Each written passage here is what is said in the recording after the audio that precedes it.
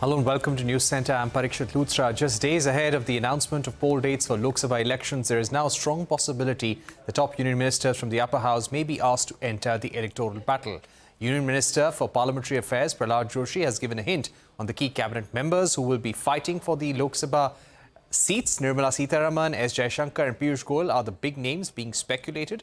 BJP is hoping to leverage their governance experience in the Lok Sabha campaign. The three ministers will be first-time contestants, having never fought any election before. We're also looking at a very interesting Rajya Sabha contest over 15 seats as we speak. Joining us now to take the discussion forward is Rahul Verma, Fellow at the Centre for Policy Research, and Subir Bhowmik, Senior Journalist. Thank you very much, gentlemen, for joining us. Rahul, give us a sense of the thinking within the BJP. For the last 1 year, it was being circulated that top cabinet ministers from the Rajya Sabha may be asked to enter the electoral fray.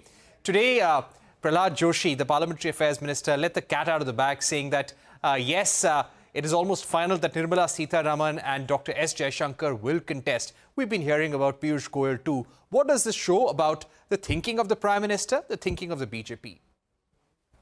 Thank you, Parikshit. I think first, it's very clear that in BJP, you have to earn your spot. And in some ways, what this move suggests that the party may get you Rajya Sabha nomination once or twice, but to continue holding on to your positions, you'll have to dirty your feet on the ground.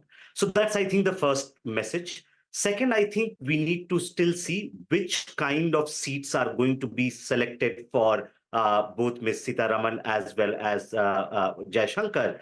Is BJP going to go for sort of like easy seats where the party is confident of winning?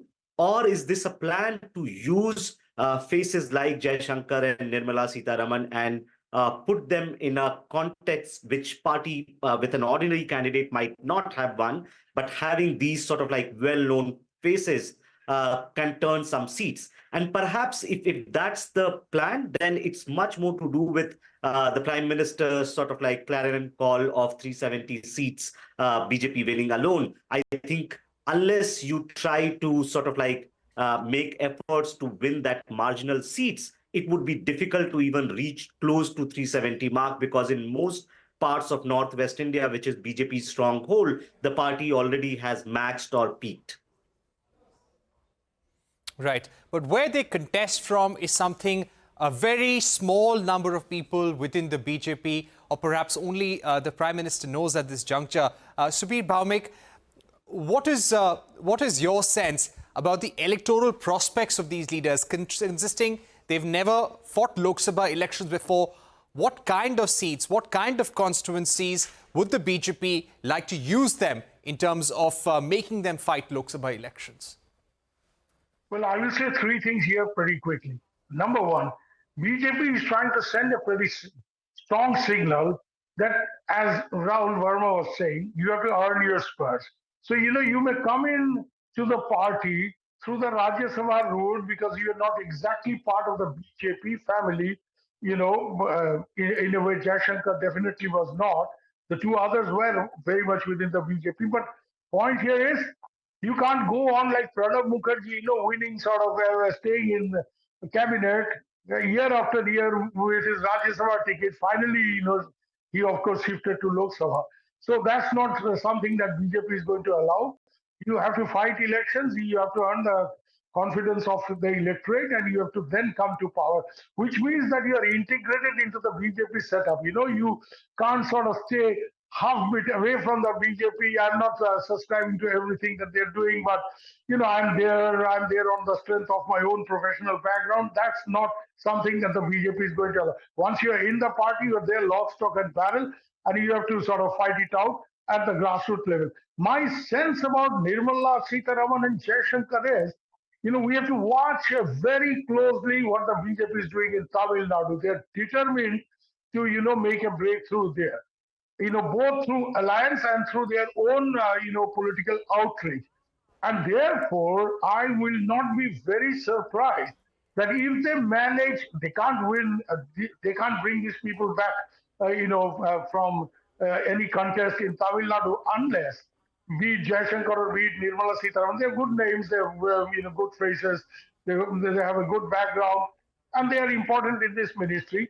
But you know what they may try to do, what BJP may try to do is to make an inroad into Tamil Nadu using these two heavyweight leaders who hail originally from that part, that state, is that they get into an alliance with some local Right. political party, one of the two, and then, some kind of an understanding that these are the two seats, you leave it to these two heavyweights.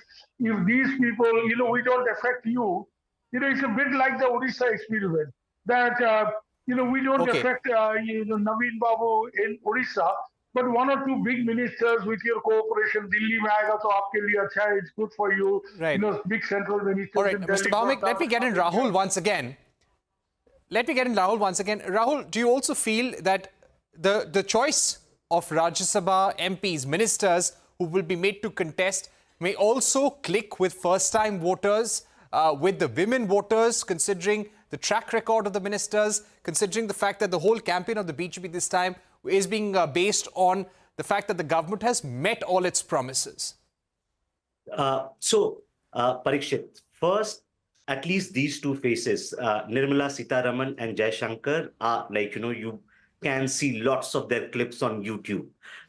They have been on very, very active people on social media. So yes, the BJP is likely to use these two faces to mobilize a section of younger voters, middle class, and perhaps urban voters. So that is going to be there. But we also need to remember that in one sense, these two are sort of like performing ministers as well.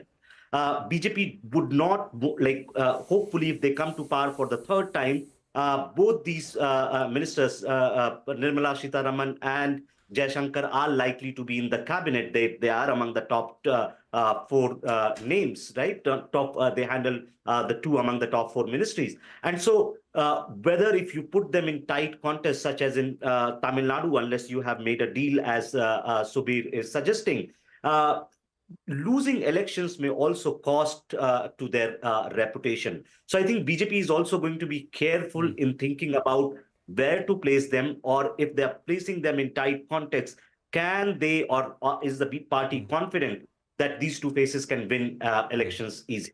And of course, these faces are going to be used to mobilize. We also have to look at the likes of Piyush Goyal, Bhupendra Yadav, Mansukh Mandavya. What happens with these cabinet ministers, Dharmendra Pradhan as well. Mr. Bhowmik, if I can come back to you, let's also talk about the Rajya Sabha election, which is on right now in 15 seats. The cross-voting that has taken place favoring the BJP, what does the cross-voting really signify as the big Lok Sabha battle is concerned? What does this mean at the juncture in terms of political sentiments on the ground?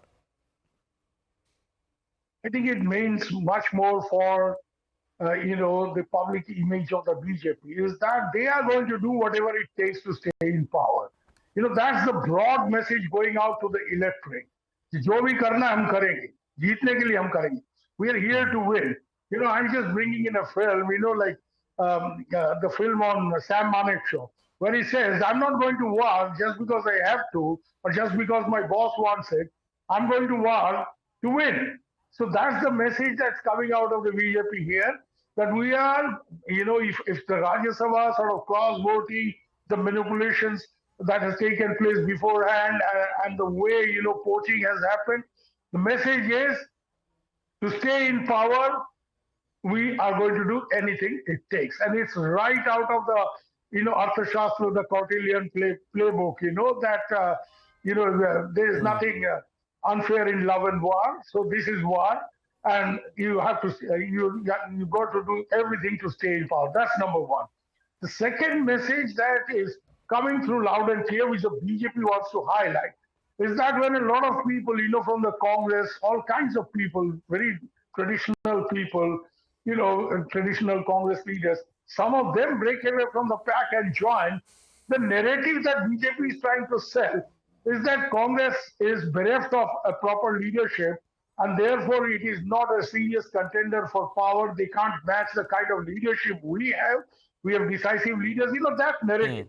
I'm not going to examine whether this narrative is true or false, or partially true or partially false. That's for the voters of India to decide.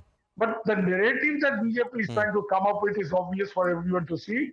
And that is that with so many people coming over to us, and using the Rajya Sabha election and this, is that, we are serious people. The Congress is not. They don't have serious leaders. And therefore, All a right. lot of the veteran Congress people are unhappy. And therefore, there is a problem. And therefore, neither the Congress is going to work nor the India Alliance is going to work in view of all these differences. So the BJP is trying to create that All right. narrative. And Rahul, all these things that have happened in Rajya Sabha is going to help them. Rahul, the largest significance of the Rajya Sabha polls that are taking place today, is it a sort of a litmus test, a status check that all parties would be doing right now with this as to where things stand? Not really, because in some ways, in a Rajya Sabha election, only members of legislative assemblies are voting. So it's not a deep check in that sense about what's going to happen in 2024. But it definitely is a deep check about the health of political parties in the run-up to 2024. Are they united force, or are there players within these parties who might walk out? And we've been seeing that for last 2 years, there has been bickering within the Congress party. At every instant, a very important leader has been leaving the Congress party, be it, the traditional faces like Ghulam Nabi Azad, or young folks like Jyotiraditya Scindia and Milind Devra, who were very, very close to Rahul Gandhi. So I think I agree with Subir on that count, that in a sense, the Rajya Sabha is about, this election is about giving a message. Where does BJP stand as a political party, and where does the opposition and united Rahul, opposition? we're running out of time. All right, we've run out of time, but Rahul and Subir Bhowmik, thank you very much for joining us on the program. We have to take a break at this stage, but coming up on the other side, US President Joe Biden hopes for a 6-week ceasefire in Gaza by next Monday, says the ceasefire will pave the way for exchange of captives and the entry of critical aid. We take stock of the ongoing negotiation in Israel-Hamas conflict with former Ambassador Anil Trigunath when we return. Stay tuned.